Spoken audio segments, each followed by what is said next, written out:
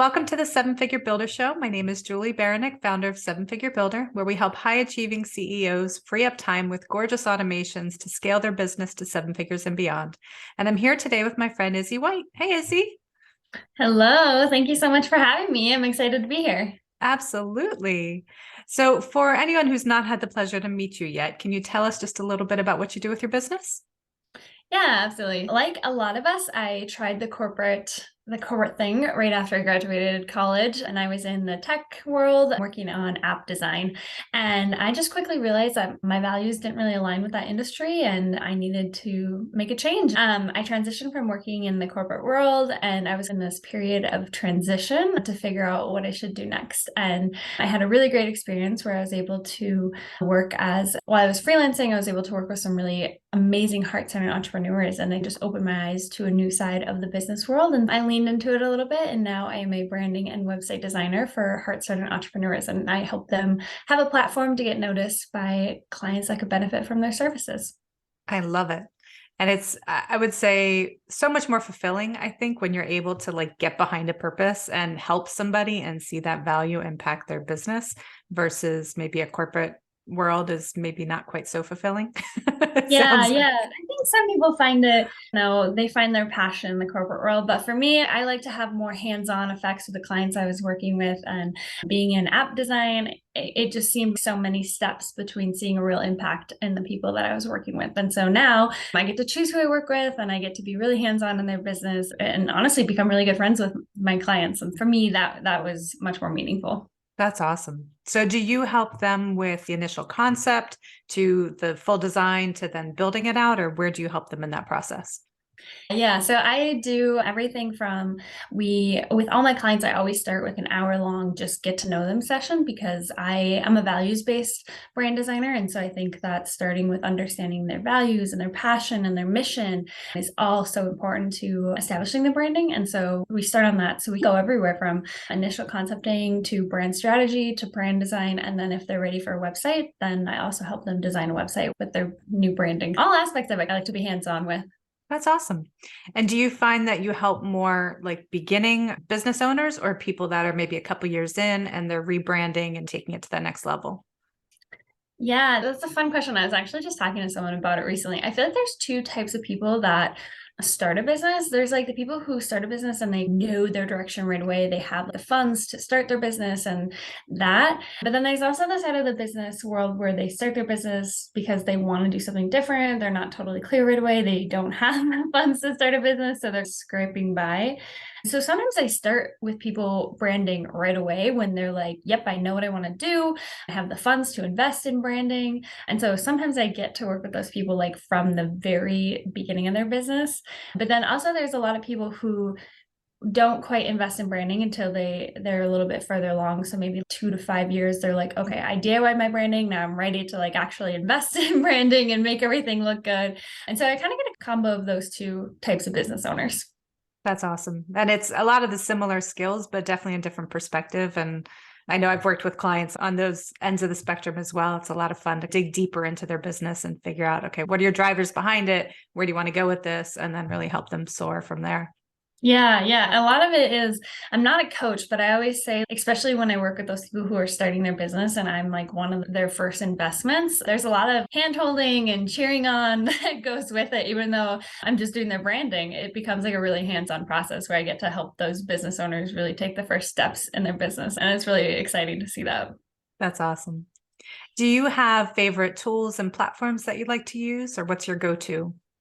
Yeah, so I went to college for graphic design, and in college there was no alternatives. We learned Adobe, and that was it. I don't know, it's the academic side of design. They like only trust Adobe, so that is where I'm like officially trained in Adobe. But now I'll dabble in a lot of different areas. I'll occasionally use Canva. I know that a lot of like academically trained designers like to say a lot of mean things about Canva. It's a great tool. So I'll dabble back and forth. And then as far as website design, I lean towards Show It for most of my website design. If people don't have a platform that they're super in love with, I always recommend them to go to Show It. But I will occasionally work in other website platforms if my clients are really stuck in staying in wherever they're at. But I like Show It the best. Yeah. Yeah, it's funny. I've used Creative Cloud or before Creative Cloud pretty much my entire career, which was, God, I started almost 18 years ago. So it was like Dreamweaver and tables when I first started coding things out. And that's come way far since then. Yeah, Mm. I love Adobe, but since I found Canva, I love it. And I have nothing bad to say about it. Like I use it for pretty much everything, even though I have the full Creative Cloud on my computer. I know. And they make it so easy. Like I know how to like edit videos in Adobe Premiere and I know how to do all that, but and it's really professional grade and like really great. But sometimes I just feel like there's 12 extra steps in Adobe Premiere where I could do it in 2 steps in Canva. So it's and I go back and forth. Sometimes I'm just like, oh, I should just do it quick on Canva and get it done. And then sometimes I'm like, no, I should be professional and do it in Adobe. But both platforms are honestly great nowadays. Yeah. That's funny. So actually to videos, what do you use for videos? Because I use Premiere all the time and I'm looking for something simpler because I can do everything I want in Premiere, but I need to get faster. Yeah, I go back and forth honestly because I know Premiere, so I know how to set the timelines and do those things where if I really want to add text at a certain point, not that I do a lot in video nowadays. So nowadays, really, I do most of it in Canva because a lot of the video that I do is just like editing short snips of a video to go on a website or something to be a banner. And so it's not like a ton of, I don't do as much of the long I don't know, edited videos. And nowadays it's a little bit more of making snippets of things to go Right. certain places. And those things I'll just do Canva because they have such a great process to creating GIFs, which I use a lot of on website design now. And making GIFs in Adobe Premiere for some reason is just so complicated. And so I don't know, a lot of times now I just go with Canva and I think you can actually like fully edit and clip together different videos in Canva now too. So I don't think you can do text yet. So if I had to do text, I would probably go back to Premiere. There you go. Yeah. It's definitely more limited, but it's a lot easier if you're using smaller files and you can import them in. Yeah, absolutely. So what do you find is your design inspiration when you're working with clients and figuring out their branding? Do you dig into their colors and where do you get your inspiration from? Honestly, I get it from them. I'm such a people person. I love people. I love getting to know people and just figuring out what they care about, what they're passionate about, and like truly just what makes them different and unique. I'm such a people person. And like I said, that's always the first step when I work with people is just really getting to know them. And so then after I get to know their personality and what they care about, it's not like easy, but it's so inspiring a lot of times what they're doing, these passionate business owners, that I love pulling inspiration straight from the people. I've worked with clients whose values are really down to earth, and it's easier to pull out colors and ideas and fonts and branding inspiration from the person. So that's a lot of what I do. And I know that doesn't always, I think people that when I talk to a person, it's really easy for me to see their colors, which sounds really weird. And so I know a lot of people like struggle with that concept. But yeah, it's just really easy for me to pull branding inspiration straight from the person. That's a lot of what I do. But I also like Pinterest, getting different ideas from other designers and photography and things like that. Yeah. Very cool. Yeah, and you're pulling it from the person and their personality as your source of inspiration, then it's truly more authentic to them. So I think that's Yeah. really cool if that's the source that you're pulling from. Yeah, and that's big what I'm trying to do is I think that for a while branding was a lot of trying to make yourself look a certain way and trying to fit into the boss babe aesthetic and everyone started to kind of look the same. All of these online business owners just looked like so and so the influencer instead of themselves. And nowadays there's such a big trend where people are trying to show more of their personality because consumers and potential clients care so much more about being personally connected to the business owner. And so now there's this really cool trend where people are actually trying to be like really authentic in their branding and showing their personality more. And so that's a big reason why I do that now because it's so much more effective in marketing and it's also so much more personal, which people really love. Which and I think it's a lot easier if you're just truly trying to be yourself rather than trying to be somebody else. And, Totally. Yeah. It's easier, but I think sometimes it's scarier too. Like, I think when we were able to hide behind just looking like all the other yeah, business owners, and we didn't have to like be ourselves and it wasn't so much pressure. Whereas now it's okay, be authentic, be personal, show your flaws. So I don't know. I think that's why we fell into it, just because it was like a little bit easier to hide behind. Whereas Mhm. now it's no, be real, be honest, be authentic. And it takes a little bit more guts, but I think it's worth it. Definitely. And what have you found is your favorite lead generation strategy with your business? For me, it's really just, I think originally when I started my business, I fell into, I call it a trap, but I think it works for some people. But the idea of attraction marketing, where basically you just show up and you act, I don't know, cool, and people find you and like just fall in love with you and want to work with you. And so I did that for a long time. And I was like, this is not really working for me. I don't know if I'm just like not cool enough or what. So I really had to like take some time to readjust and figure out like what was more aligned with my personality. And for me, it's just talking to people. I love doing coffee chats and building connections and building a network, because I truly feel like when you go on a virtual coffee chat with a person with like open intentions, not necessarily being like, oh, I want to sell this person my website, but just being like, oh, this is what I do. What do you do? How can we help each other? That person might know 5 people in the future that need a website. And so it's just this idea of just building authentic connections and a network with people in the online business world and just seeing where those connections go. And just talking to people is honestly my biggest lead generation right now. That's awesome. Yeah, I guess we used to do it in person and now we do it also virtual. I know, it's so weird. Since I've owned a business, I haven't been to like a single in-person networking event, because my business is almost 2 years old now. And so basically the whole time, or like the first year, was really during the pandemic. And so there wasn't a lot of these in-person networking events. And so I don't even know how to network in person anymore because I'm just so used to it virtually and doing Yeah, these like online coffee chats with women from all over the world. So yeah, it's funny how that network has shifted what it looks like now. totally. Yeah. And what would you say throughout your journey has been the hardest part of being an entrepreneur? Ooh,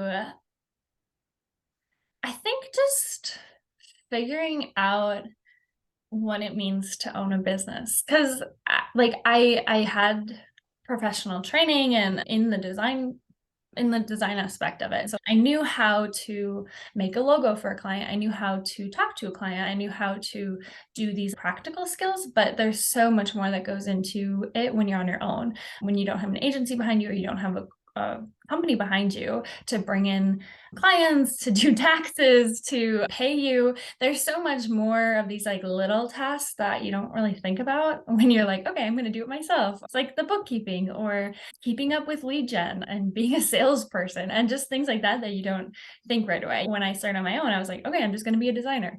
And now that I'm here, I'm like, okay, I'm also going to be a social media manager. I'm also going to be an accountant. I'm also going to be this and this and this. And so I think it was really just figuring out all the other tasks and how to manage them all, really. Yeah. Do you use automation in your business, like with your business in general and then with your marketing? Yeah, to an extent. I'm a huge system person. I geek out when I have a good system and it works good. And so with my clients, I have a very built out automation with how I go through the process with them. And so like when a new client signs with me, especially when they're doing website, there's so many little things that I need from them. Like I need their login info, I need this link and all this stuff. And I use Asana as my client, not management software, because I also have a client management software, but it's more like my place to gather information from them. I use Asana, and I have a really great automation set up in Honeybooks where once they sign with me, then there's all these steps that they go through to do their contract, do their invoice, get their Asana board, start to do the task, remind them about the tasks, and approve the designs eventually. And yeah, I've tried to make it so that it's easy for me and I don't have to think about it every single time I'm working with a new client. Yeah, that's probably my biggest automation right now. I think I might have a few smaller ones, but that's really my biggest one that I rely on a lot. No, and that's huge, especially for client onboarding. There is definitely that process that you walk through every single time. And to be able to get that and make it easy to work with you, I think is like priceless. Yeah. Yeah. And also it's just easier for them too, because then they like all these steps come to them. And that's something that clients have said to me a lot, is that they like the systems I've built. Especially I have this one offer, it's called branding and website in a week. And because it's in a week, everything pretty much has to be automated and has to Right. be like built in a system. So that way I can still be creative without having to deal with all these little things. And so clients have said that to me. They're like, I love the process. I felt like I knew what I was doing every single day. I knew what was expected. I knew all the next steps. And yeah, it's easy for me, but also clients love it too. So it's easy for everybody. Absolutely. So for any business owners that are out there listening that are ready to take that next step or at the beginning of the process, like what is your advice for them? For branding or for website or both? Or both, if they're just For getting both. started and they need help. Yeah.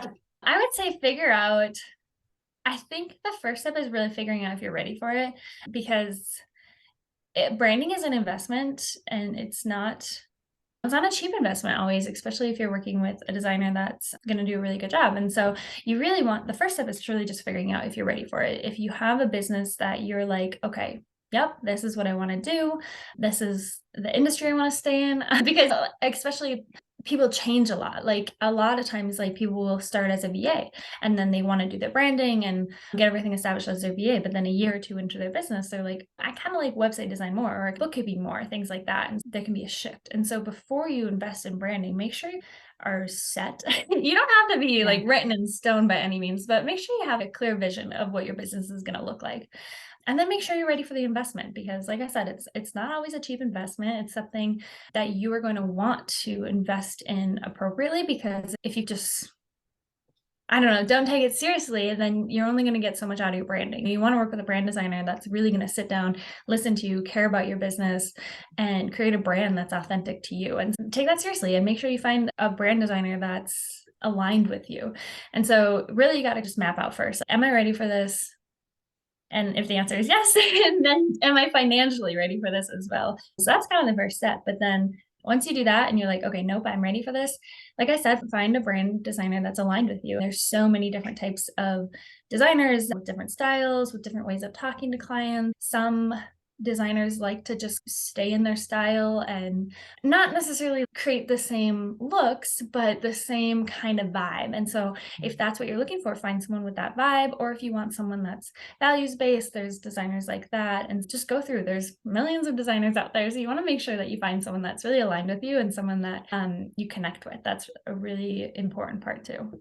Totally. Because you'll be working very closely with them and getting to know each other, that you want to make sure you click with their personality and having those conversations, looking at their work and making sure you like their style, you like their vibe and what they do for clients. Absolutely. Yeah. Yeah. And then as a website designer, you're really handing over a lot of trust. You're letting them step into your business and get to know all the ins and outs of your business. And when you work with a website designer, you want to make sure it's someone that you can trust too, and someone that you feel comfortable reaching out to if you have questions, or if you don't exactly know what you need on your website, make sure it's a website designer that's knowledgeable, that's going to be able to talk you through best practices of website design. And yeah, there's a lot of trust in letting anyone into your business. Really, key is just making sure you have that connection.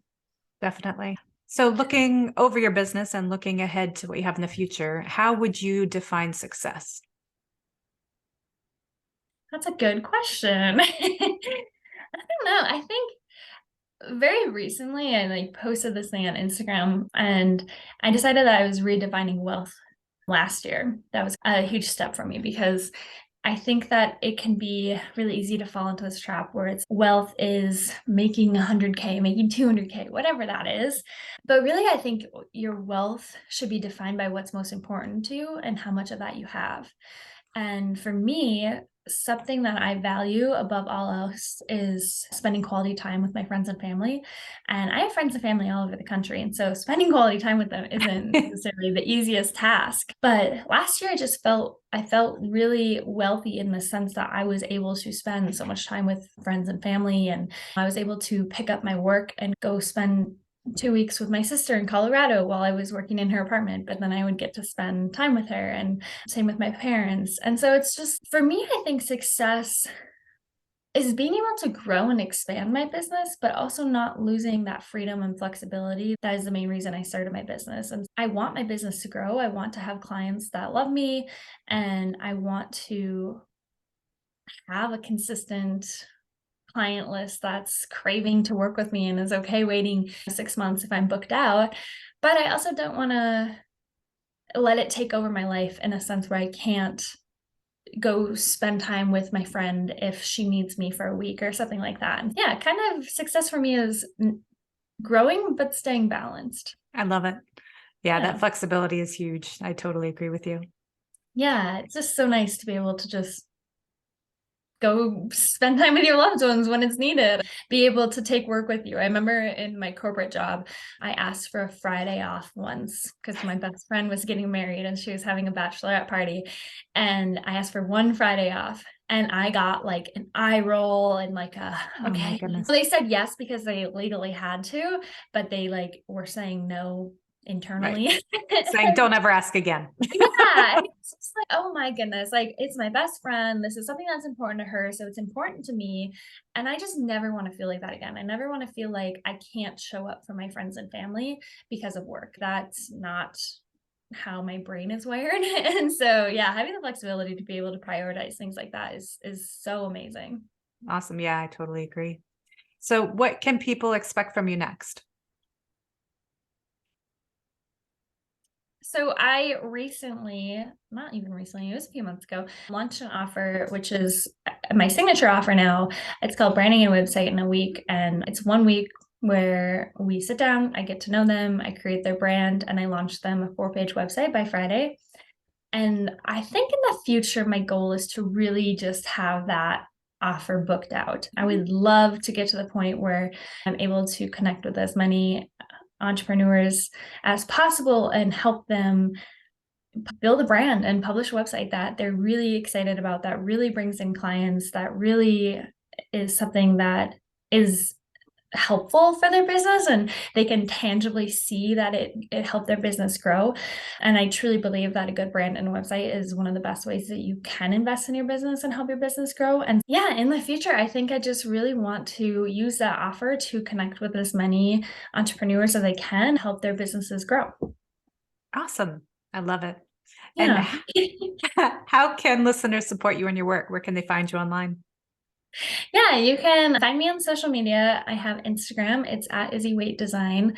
That is the number one place that I really show up, and I love being social on there. Shocker, I know, social media app, but I feel like sometimes we lose that aspect of it. But I truly love just having conversations over there. So if you're interested in a website, send me a DM. If you're interested in having a coffee chat, send me a message. It doesn't necessarily have to be website related. I just love talking to other passionate, heart-centered entrepreneurs. So if that's you, come chat with me on Instagram, or my website is izzywaite.com.